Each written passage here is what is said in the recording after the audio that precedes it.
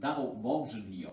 Die von der plattdütsche Festival hat mich gefragt, ob ich nicht auch was zu das Motto sagen können. Wir sind so frei. Also ich sag mal so, wenn ein frei ist, dann wohl ich, oder? Ich meine, ich bin ja ein Mensch und bin Poppe und je nachdem, was ich brauchen kann, bin ich das, was ich bin. Also, und ich sag mal so, ich kann ja Socken mucken und sagen, die Sie nicht sagen könnt. Und deswegen bin ich viel freier als Sie.